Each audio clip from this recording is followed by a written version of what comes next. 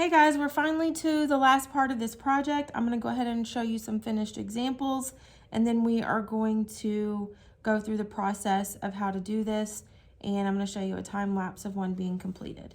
So here is a really great example of a finished piece. You can see it has this really great 3D kind of look. It bounces up off the paper, creates its own cast shadows. We are going to talk about how to do that. Here is another one, a really great example. Stands up off the paper, as you can see.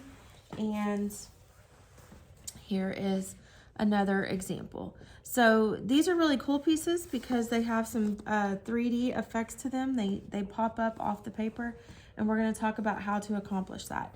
So your first step that you're going to do is you're actually going to cut out your drawing that you've done right up to the edge. Now, if you've drawn a really nice cast shadow and you'd like to cut that out with your artwork, go ahead and cut it out, and then if it looks weird, then we can cut it off. But for starters, cut out that cast shadow. So now you have your pieces cut out, and you are going to set that down. Let me back up just a little bit. Do not tear the tape off your paper yet. We don't want the tape torn off. That's the very last step. So you have your background with the tape still on it with you, and you have your drawing that has been cut out. So you have those items.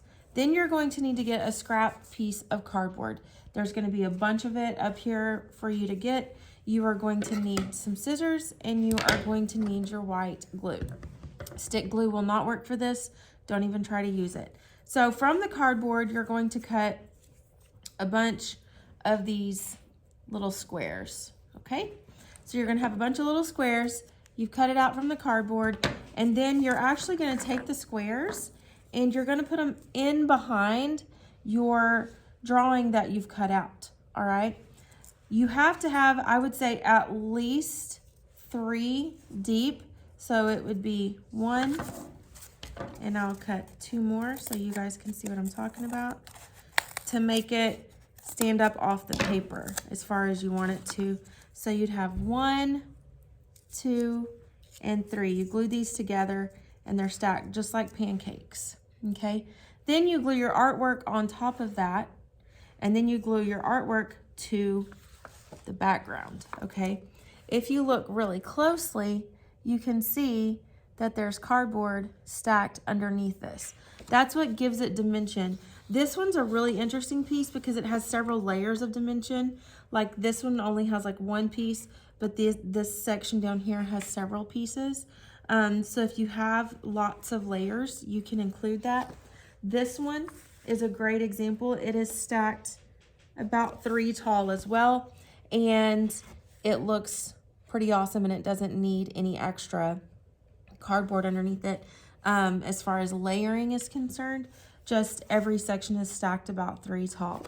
What you want to do is you want to make sure that every single part of your paper is supported.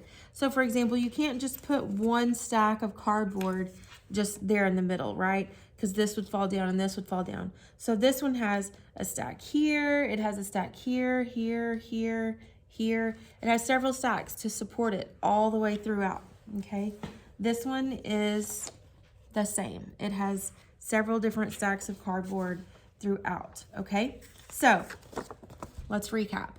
You have cut out your image, you have cut out all your cardboard, you have layered it underneath, you have your oil pastel background, and you've glued it to your oil pastel background, okay?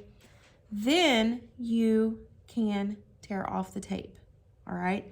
Make sure that your fingers are nice and neat and clean, because we don't want any smudgies or smearies along the edge of this nice clean white border. After that, you are going to mat it. The matting paper is available here for you in the classroom. Do not be wasteful of the paper. Remember, 1 large piece of matting paper can mat 4 pieces of artwork, okay? If not more than that, because these are kind of small. So don't just stick your paper directly in the middle of a huge black piece of paper and waste that entire piece of paper, okay? Make sure that you are matting correctly and not being wasteful. Once it is matted, then you can sign it right here in the bottom right-hand corner. Do not write the class period or my name or anything like that. This is a perfect example. I would even scoot it over just a little bit more, and then you are ready to go. So coming up next is the time lapse of the student doing all of these steps with this piece. So you're going to need to watch that to make sure you have an understanding, and then we will get started. So let's go.